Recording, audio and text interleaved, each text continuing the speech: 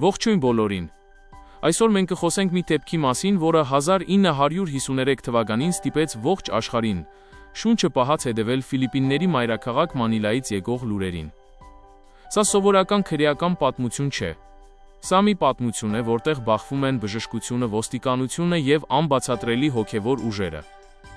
Պատմություն մի աղջկա մասին, ում մարմնի վրա հարյուրավոր մարդկանց աչքի առաջ հայտնվում էին անտեսանելի էակների կողմից արված արյունոտ կծածներ։ Ձեզ եմ ներկայացնում Կլարիտա Վիլյանուևայի եւ Լեսթեր Սամրալի ցնցող պատմությունը։ Ամեն ինչ սկսվեց Մանիլայի քաղաքային բանտում։ 17 տարեկան Կլարիտան ձերբակալվել էր թափառաշրջիկության համար,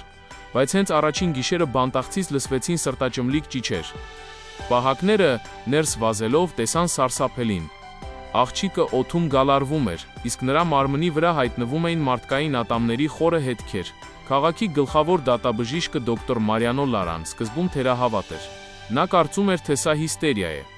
Բայց երբ նա իր սեփական մատը դրեց աղջկա մարմնի վրա եւ զգաց անտեսանելի ատամների սուր հարվածը, նա սփռտնեց։ Նրա պաշտոնական զեկույցում գրվեց, որ նա տեսնում է կծածները, բայց չի տեսնում կծողին։ Լուրերը կայծակնային արագությամբ տարածվեցին։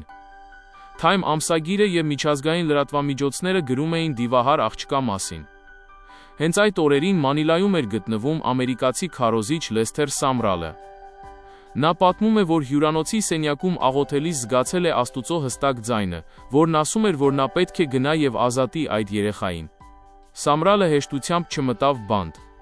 Իշխանությունները ծաղրում էին նրան, բայց երբ բժշկությունն ու գիտությունը զենքերը վայր դրեցին, քաղաքապետը հուսահատ քայլի դիմեց եւ թույլ տվեց նրան մտնել խցիկ։ Կլարիտան նայեց նրան եւ խոսեց։ Բայց դա Կլարիտան չէր։ Աղջիկը, ով երբեք անգլերեն չէր սովորել, սկսեց մաքուր անգլերենով հայհոյել եւ ծաղրել Սամրալին, ասելով, որ նա իրենց չի հաղթի։ Սկսվեց հոգեվոր պատերազմը։ Սամրալը կանգնեց աղջկա դիմաց եւ Հիսուսի անունով հրամայեց անմաքուր հոգիներին հեռանալ։ Երբ Կլարիտա Վիլյանուևան վերջնականապես ազատվեց, դա դարձավ միայն մեծ իրադարձությունների սկիզբը։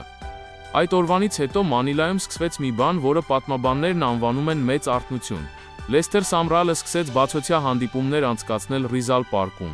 Ամեն օր այնտեղ հավաքվում էր 60,000-ից մինչև 100,000 մարդ։ Սա միայն կրոնական հավաք չէր, դա հոգևոր պայթյուն էր։ Հազարավոր մարդիկ բժշկվում էին հիվանդություններից, հանցագործները հանձնում էին իրենց զենքերը, իսկ քաղաքի բարոյական մթնոլորտը կտրուկ փոխվում էր։ Լեսթեր Սամրալը հետագայում գրեց, որ Կլարիտայի դեպքը բացեց Ֆիլիպինների հոգևոր երկինքը։ Այսպիսով, սա միայն մեկ աղջկա փրկության պատմություն չէր։ Սա պատմություն է այն մասին, թե ինչպես մեկ մարդու հնազանդությունը կարող է արթնացնել մի ողջ ազգ։ Կլարիտան ազատվեց իր շղթաներից, որպեսզի մի ողջ ժողովուրդ տեսնի ազատության ճանապարհը։ Մինչ օրս Ֆիլիպինները համարվում են Ասիայի ամենաքրիստոնեական երկրներից մեկը, եւ շատերը հենց 1953 թվականի այդ դեպքերն են համարում այսօրվա հզոր հավատքի հիմնաքարը։ Շնորհակալություն, որ դիտեցիք այս պատմությունը։ Դուք կարող եք կիսվել ձեր մտքերով մեկնաբանություններում։